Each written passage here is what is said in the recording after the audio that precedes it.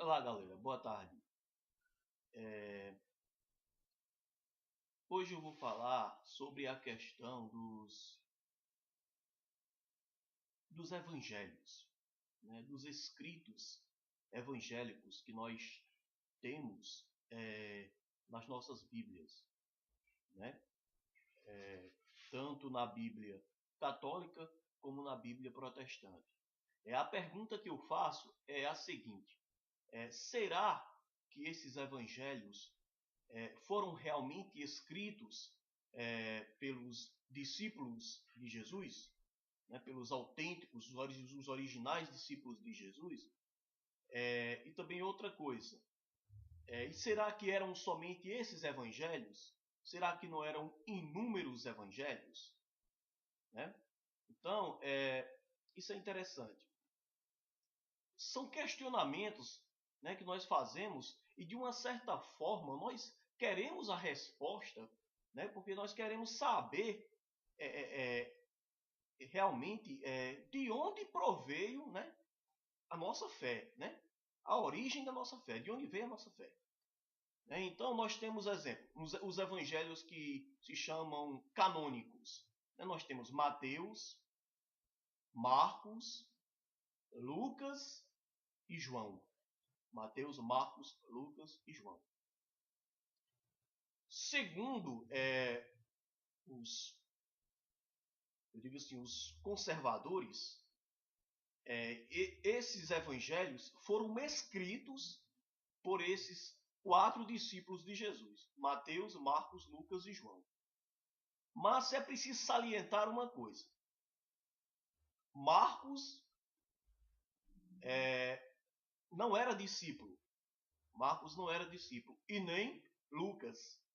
Né? Lucas se tornou discípulo da segunda geração cristã, e Lucas não conheceu Jesus pessoalmente. Né? E Marcos era grego. Né? E a questão é a seguinte: nem Marcos nem Lucas eles eram apóstolos de Jesus. Né? Nem Marcos nem Lucas faziam parte do colégio apostólico, como se diz, do grupo dos 12. Não faziam parte. Né? Então, Lucas só vai ser discípulo lá na frente. Né? E ele não conheceu Jesus pessoalmente. Ele se torna cristão bem lá na frente. E a questão é o seguinte: então, os evangelhos canônicos que nós conhecemos como canônicos são esses: Mateus, Marcos, Lucas e João. E os 3 que conhecemos como sinóticos são Mateus, Marcos e Lucas. Por que eles são considerados sinóticos? Porque eles fazem sinose, comparação, né? Se colocarmos em ordem paralela, né? Fazemos comparação de um evangelho com o outro. Né? Segundo os estudiosos, teólogos, Marcos foi o primeiro evangelho a ser escrito. Não temos muitas fontes falando sobre isso, mas Papias, bispo de Herápolis, né, Papias, é quem nos fala sobre isso. Né? Papias é quem nos fala sobre isso. Que Marcos tenha sido o primeiro evangelho a ser redigido. E Marcos escreveu o seu evangelho de acordo com o que se lembrou da catequese de Pedro aos cristãos de Roma. Né? Ou seja, segundo o que se sabe é isso. Então, Marcos escreveu mais ou menos do que ele se lembrou do discurso de Pedro. Né? Então, não são precisões. Né? Não está no evangelho de Marcos aquela precisão exata de tudo o que aconteceu. Né? Então está lá, de uma certa forma, às vezes de maneira romanceada. Nós temos que ser racionais, né, de pensarmos isso, né, porque de uma certa forma, quando admiramos uma pessoa, né, às vezes exaltamos suas qualidades, né, às vezes homenageamos de uma certa forma, às vezes acabamos exagerando, né? Então, de uma certa forma, nós vemos o Evangelho também, de uma certa forma, romanceado. Como o Evangelho de Marcos foi escrito, no caso, foi escrito para gentios, então, de uma certa forma, e a gente pode presenciar isso no Evangelho de Marcos, que ele foi escrito para gentios, é tanto porque ele explica costumes judaicos, né? Cita nomes, exemplo, nomes hebraicos ele traduz, né? A nomes aramaicos ele traduz, né? Palavras como exemplo, Talita cumi, menina levanta, ele vai e explica, né? Éfata, abre-te, né? Quer dizer, então vai explicando como que era uma língua que não conhecia, que era como se estivesse traduzindo a um povo que não era familiarizado com aquela língua. Então, de uma certa forma, então é essa característica. O Evangelho de Marcos foi escrito para gentios. Aí vem a questão do Evangelho de Mateus, né? Então, fala-se de que Mateus escreveu um conjunto de sentenças e elogia de Jesus em aramaico, né? Segundo Papias, né? E outra coisa, esse conjunto, esse primeiro Evangelho de Mateus, escrito em aramaico, ele só continha um conjunto de sentenças e ditos de Jesus, né? Então, ele não tem tudo o que tem esse evangelho grego que nós temos agora, que é um evangelho mais completo. Nós podemos citar um exemplo dos evangelhos que eram usados pelos ebionitas. Por exemplo, o evangelho usado pelos ebionitas, vou até explicar sobre a questão dos ebionitas. Quem eram os ebionitas? Os ebionitas, nós podemos dizer, na verdade, que eram aqueles herdeiros da fé de Jesus, né? Os ebionitas eram aqueles que eram judeu-cristãos que acreditavam em Jesus como Messias, mas conservavam o seu judaísmo. Não tinha Jesus como um Deus, não tinha Jesus como esse ser sobrenatural que o cristianismo institucional tem hoje, né? Então, os ebionitas, aí daí vem a questão da palavra ebionitas, que vem de Ebion, pobre. E daí os pais da igreja, como Irineu e outros, vão dizer da questão de que Ebion é pobre, né? Da questão de teologia e essa questão toda, né? Não, mas na verdade que Ebion é pobre no sentido que eram pobres mesmo. Os seguidores autênticos de Jesus eram pobres radicais. Eram realmente pobres. Como Jesus diz ao jovem rico, vai e vende teus bens, dá aos pobres e terás um tesouro nos céus. Né? Então seguir naquela época Jesus era realmente ser pobre. E eu acredito sim, de acordo com estudos, com fontes históricas, de que os ebionitas realmente eram os autênticos seguidores de Jesus. No Mateus hebraico, no Mateus hebreu, no Evangelho dos Hebreus, usado pelos ebionitas, não tinha as genealogias e nem tinha também o nascimento virginal, né, que vamos ter nesse Evangelho agora de Mateus mais completo, né? Então, tudo isso, né, questões para se ver. Né? E já o Evangelho... E o Evangelho de Mateus ele foi escrito para a comunidade judaica. Né? Então, para convencer a judeus de que Jesus... com a intenção de convencer os judeus de que Jesus era o Messias. Né? Embora o Evangelho de Mateus tenha muitos absurdos, né? E eu vou até explicar também, e também está muito enfeitado, também está muito romanceado, porque na verdade os evangelhos, os escritos evangélicos, no caso, né? Os evangelhos, eles não têm a intenção de falar de questões históricas, né? Na verdade, os evangelistas quiseram fazer teologia, né? Cada um de sua maneira, né? Cada um descreve Jesus de uma maneira, né? Mateus, Marcos, Lucas e João, né?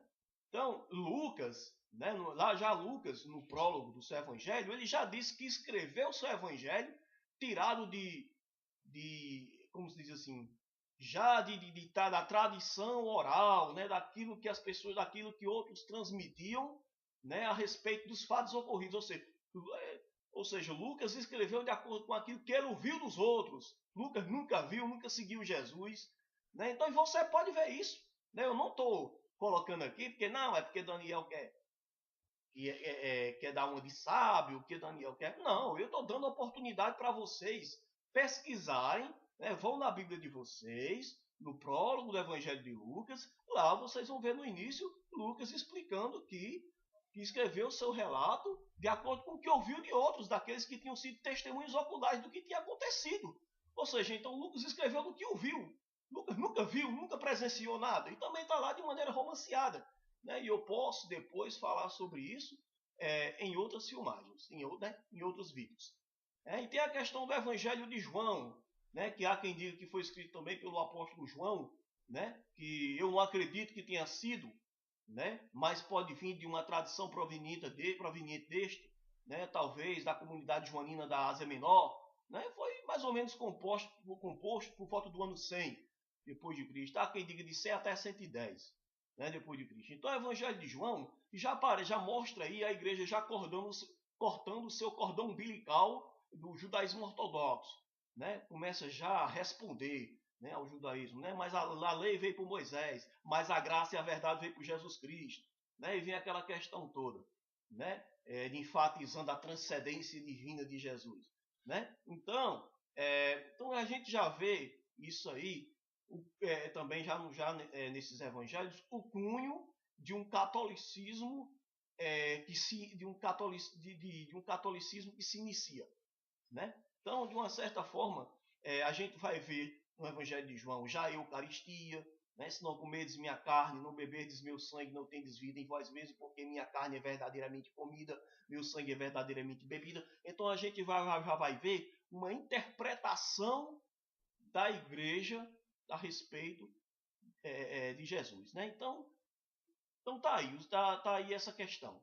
Então, às vezes, eu me deparo com alguns irmãos evangélicos que às vezes pegam suas Bíblias e dizem que está com a fiel palavra de Deus, né? E eles não sabem, eles não imaginam que hoje eles têm essas Bíblias nas mãos deles justamente por causa da Igreja Católica, né? Isso aí é um fato que você tem que reconhecer, né? E que se você for ver, o Novo Testamento ele tem muita coisa da doutrina católica, né? Então eu não estou aqui, como se diz assim, defendendo a religião B, não. Eu estou falando da dependência que os evangélicos têm da Igreja Católica. Então eles, quando pegam a Bíblia, eles acham que a Bíblia caiu do céu com capa zipa e tudo.